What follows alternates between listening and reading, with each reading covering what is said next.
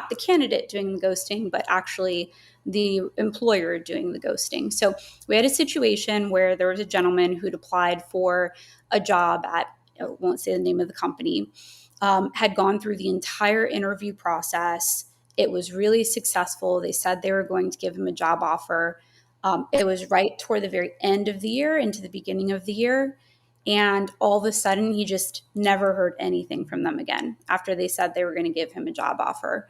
And so he reached out to a senior recruiter on that team and just said, hey, here's what's happened.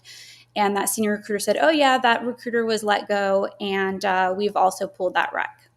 So we're not hiring for it anymore. There was zero communication to him whatsoever that this was happening in the first place.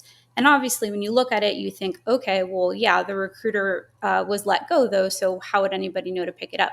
No, of course, you can look at that recruiter's workload and follow up with all the candidates in a timely fashion. That's not an issue. So that's the situation.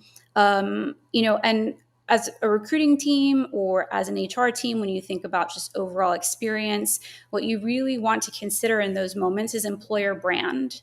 Is this the brand that you want to project to candidates and future employees? Is it a brand that doesn't care or is disorganized? And so it's something that needs to be taken really seriously. I don't know how to solve for that specific company's problems. It sounds like they were going through a lot, but anyway, but that's the situation, Matt.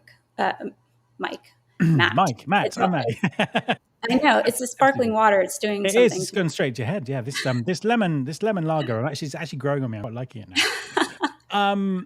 Yeah, and I think it's. This is a problem that's just fundamentally runs through recruiting. There are so many stories like this, and very often so many excuses given as to why. Oh, we know we had this, and we had too many people. We had a million people apply. What we're supposed to do.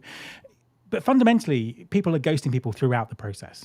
I've heard all kinds of stories that are very, very, very, very similar to this, and nothing's changed. We've had technology, really good technology sitting behind recruiting now for 20, 25 years that should solve this problem. But nothing's changed. And that tells me that deep down, institutionally, people think this is actually okay. This is just a thing that happens, and you should do it. And you hear individual recruiters come out against it very, very strongly and say this is not the case. But it just feels that, again, those kind of norms, it's just something that happens.